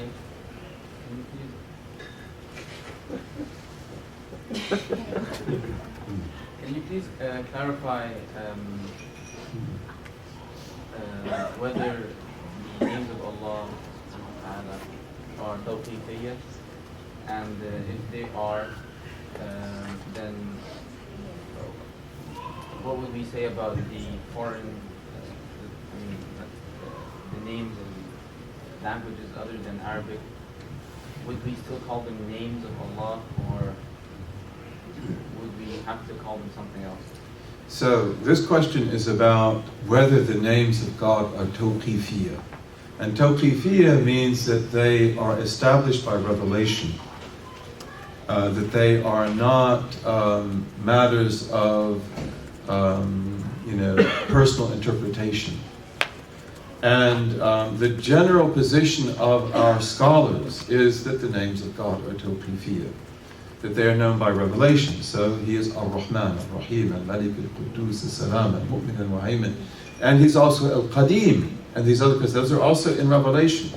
Al-Qadim, the pre-existent, that's in other hadith about the 99 names. And then we have lots of other hadith and verses in the Qur'an that mention names that are not in the 99. The 99, never have we believed that God has only 99 names. The hadith doesn't say that. It says God has 99 names, 100 less 1. That whoever hafizaha, aw ahsaha, whoever preserves their sanctity, or whoever enumerates them, they will enter the garden. So these are 99 special names that are so blessed and so fundamental that if you will honor them, and to honor them is to live a life that is worthy of being the servant of that God, then it will be a key to paradise. So these are, and we call these Ummahatul Asma. We call these the foundational names. And these are names that describe to us all of reality. So the way that the outward scholars speak about the names is that they are tawqifi. I don't know an exception to that among the scholars of outward knowledge. Now, God, you look here, if you have the article, on page 9, number 21. Okay, now this is Old English. And Old English is a beautiful tongue. And Beowulf, which is taken from, was a poem of Tawheed, of the oneness of God, that mocks paganism and the pagans. But all of these God, I won't say it in Saxon, but holy God, wise God, mighty God, high Lord God, eternal Lord God, Echet richten. Lord God, richten God, eternal high God, Echet richten. Creator, Shippen, Lord of life, Lief Freya, regulator of destiny, Method, pre-existent, El Method, regulator of destiny, Shir Method, true God, glorious regulator of destiny, Thoth Method, lordly master of all, Lord and master, Anwalda, powerful Lord, Wealden, powerful Lord of glory, Wuldus Wealden, Lord of men, Ilda Walden, Lord of humankind, Lord of victories, Sigora Walden, King of majesty, wonder King, true King of victories, the Father, and Father is an ancient name of God. You find it in all kinds of religions, and our scholars will usually say that this was abrogated in Islam. And, it didn't mean generic father, but it meant like one who is dear to you and who takes care of you. It's like Rabb. But they use that also. Omnipotent Father, Lord of all things, protector of mankind, glory's guardian, the Almighty, the judge of deeds, Deda, Daemon, heaven's guard, Hevene, Helm, the wielder of the heavens, Rodera, Redent, and so forth. What kind of names are these? These, I would say, if you ask me, I think they're tawqifi. And in fact, scholars will say that these are so deeply embedded in the poem that they could not have been put in there. And again, all peoples have traditions of Tawheed. All peoples. And this is, I believe, one of those precious traditions. And we need to understand that and respect that. That can be a door to salvation for many people. For some people, they don't really care about the Old English. But for other people, that is important. So, when we find a treasure, we keep the treasure. And maybe you don't like the color, you don't like the thing, you can go somewhere else. You have other things that, that are also very beautiful. But if you look at the names of God, the ones that are here in this article, basically these must be tawqifi. God sent prophets to all people, and not in Arabic, in their own tongue. And he taught all people how to worship God in their tongue. The ancient Iranians, the ancient Indians, they all have beautiful names of God. The ancient Egyptians, even though they were people who worshiped many gods. That's an interesting story how that happens.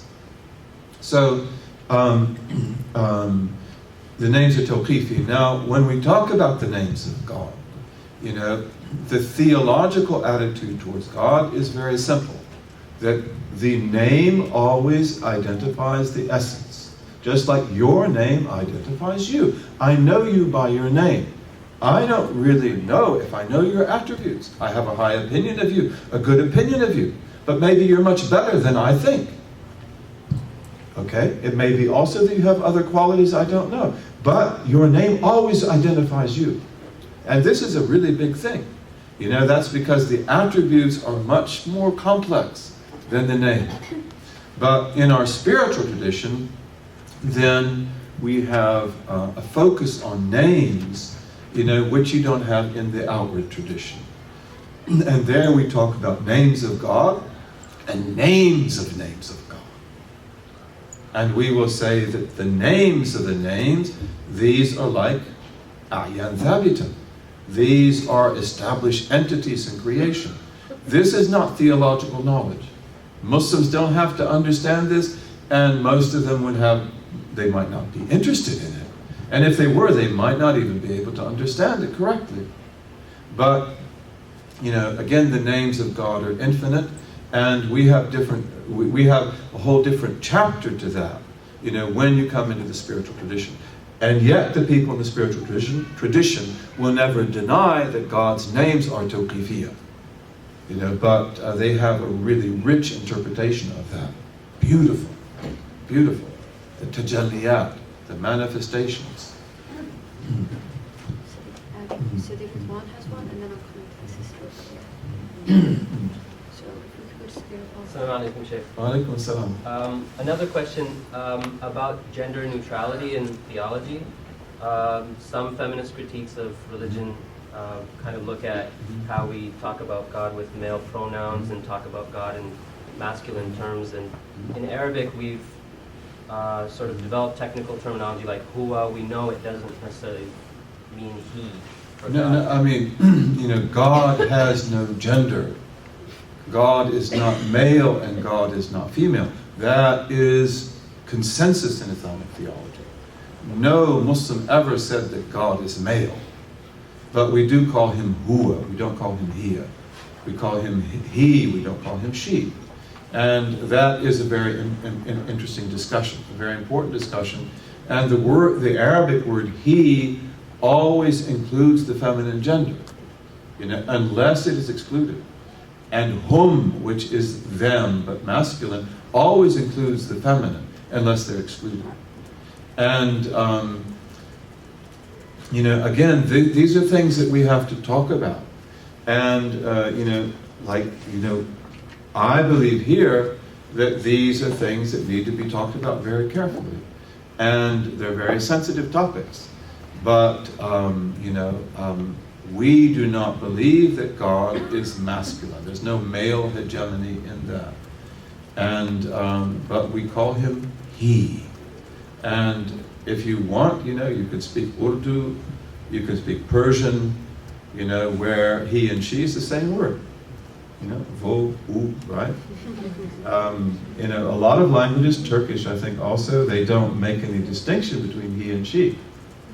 Isn't that nice? But in Arabic we do. In some languages you have he, she, and it. You have neuter. Sorry, just to clarify, I guess what I'm asking is, when we're talking to people on campus that kind of are really sensitive to this, do you have any advice about when we're saying he, or do we have to stick to that as a hard The way that Thomas Cleary solves that, Thomas Cleary is a great Muslim, and he's also a Buddhist. You can actually, he feels that you can do that without he's a Muslim, but he likes to do a lot of things that he got from the Buddhist tradition, and he's an extremely intelligent man and a great translator of many languages, but what he does is just use God, and I often do that. So where it says he will say God, and he will repeat it, and I find that works pretty well. But that's usually what I do in order to try to avoid that. But again, we need to be able to discuss everything. And we need to be able to go back to the beginning and to see, okay, how did we get to where we are? And where should we actually be? And, whether we can convince others around us of that, and whether we can speak to them in a way that they can even relate to, that's one issue. But in speaking among ourselves, we have got to get our cognitive range right. And we have got to know where we stand. And we've got to be able to speak intelligently about that to ourselves. And then when we go out to the world around us, then we have to learn how we make sense to other people. We need to do that properly. We don't want to alienate people. We don't want to drive them away. We don't want to hurt them. But also, we do not alter fundamental cognitive frames which are correct and are necessary for the understanding of reality.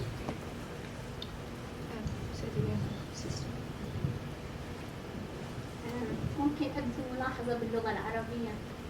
الله سبحانه وتعالى هذا اسم الذات. فأنا مثلا عندي ابن اسمه عبد الله. لو أحد سألني ما اسم ابنك هل سأجيب slave of God؟ كيف الاسم العلم يترجم؟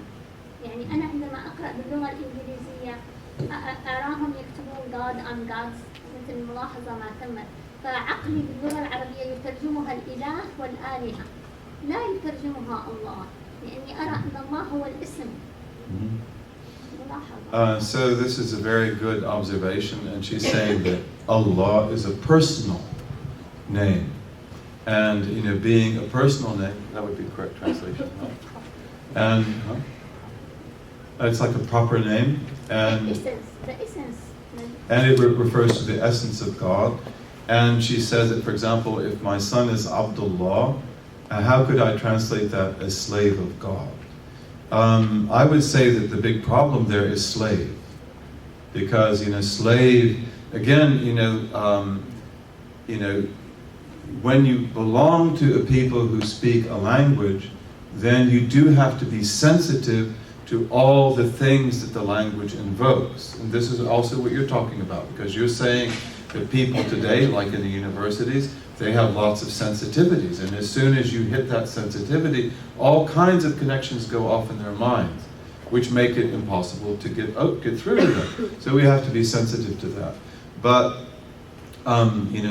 servant of God, slave of God, I myself don't have that issue, but English is my language. English is not your language. So Allah is the greatest name, no problem about that. But when we speak other languages, they don't have words that refer to the creator of the heavens and the earth. The French didn't know how to talk about that. The Spanish didn't know how to talk about that. That's not true. God sent prophets to all the people, and all people know God in their hearts, and they speak about Him in their languages. And the word God does that effectively. And the word Dieu does that effectively. And the word Dieu comes from another root, which means the light. The light doesn't mean the one who is supplicated in prayer. The Persian Khuda, it is, Wa Taw, self-powerful, self-able, old Iranian, meaning he who is Al-Qadir, Al-Muqtadir, the maker of law. So,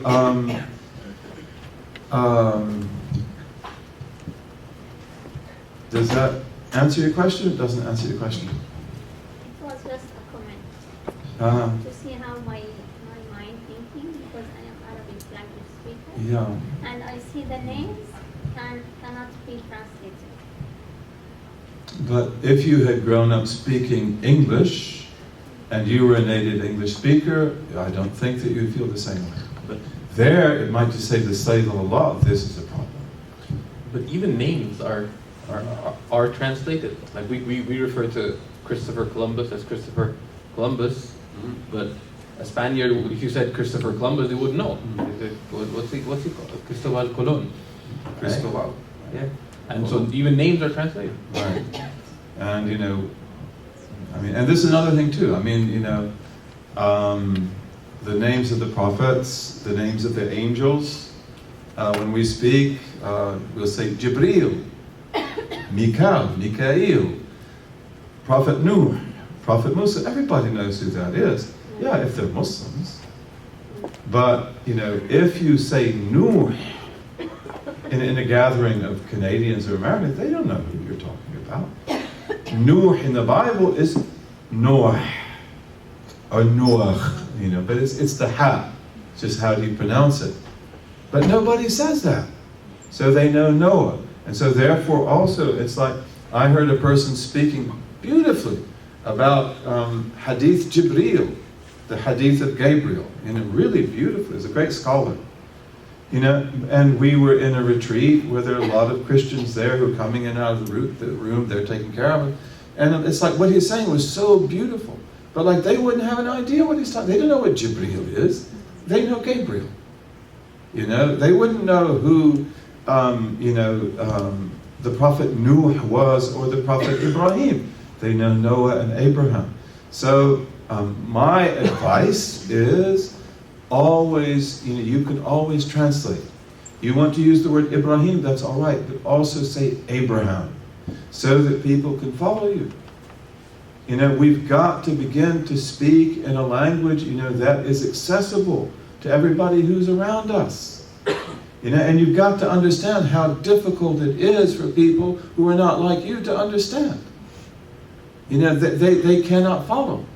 One word, it derails them. So, we should be able to speak in a way that is intelligible to the people around us. Bi-idhnillahi ta'ala.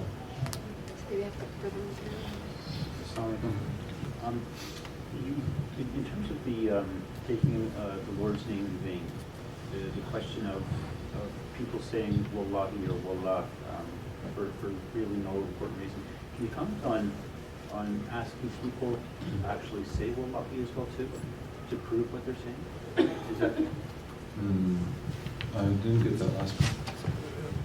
In relation to mentioning God's name in vain, you mentioned about saying wallahi or wallah, but what about, some people have the habit of insisting that others say wallahi, right? So Dr. Bano said of insisting that other people say wallahi. Oh, they do. So if Dr. Bano says, well, time's up, say wallahi, right? Say wallahi, right? And so is that a bad habit? In Islamic law, there are usages of wallahi and so forth which we overlook, in which there's no harm. But again, when we use wallahi when we're lying, and we're using it to make people believe that we're not lying, and a lot of people do that. They say, wallahi, this is really good. Wallahi, this is the best fruit. Wallahi, this is something I got for this price, and it's all lies. You know it's not good. And wallahi, I saw it. Wallahi, I did this. So this is wrong. Because, when we are lying, and we know that we are lying, but we want people to believe us, and we invoke Allah, even though it's not really like an emphatic oath, like you take in a court of law, like, wallahi, I saw this. I swear by God that I saw this. I swear by God that this is the truth. But that is use of the name of God, abathan, in vain. Inshallah doesn't fit in this. When somebody invites us for tomorrow and we know that we're not going to go, and it's inshallah, I will come. That comes in the same category? To my knowledge, it's not the same. I mean, it is a statement of truth. If God wills, I will come. And it's like, I don't really will to come, but if God wills, that will be changed. Again, though, inshallah, it's like it comes to mean no. No, I won't be here. I would like to come. I'd like to say something that would make you happy, but...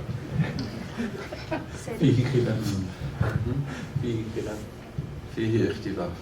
There's differences of opinion about that. From the Hanafi point of view? Sally, we are at 9:30. Okay. So we have gone half an hour, but there are 5 questions waiting from the audience. So are we over time? We should be finished by now? Yes. We should be finished. Maybe we can conclude. Is that okay? And اللهم وفقنا لما تحبه وترضاه واجعلنا من عبيدك السعداء وأمتنا على كلمة الهدى علمنا ما ينفعنا ووفقنا للعمل بما علمتنا به واجعل ما نحن فيه خالصا مخلصا لوجهك الكريم يا رب العالمين اللهم اجعل تجمعنا هذا تجمعا مرحوما وتفرقنا بعده تفرقا معصوما لا شقيا منا ولا محروما آمين آمين آمين يا رب العالمين وصلى الله على سيدنا محمد وعلى آله وصحبه وسلم. Thank you very much for coming. Thank you for being very patient. And may Allah guide us to what is best. May He guide us to what is truthful. And may He give us wisdom in all that we do and understanding. Ameen.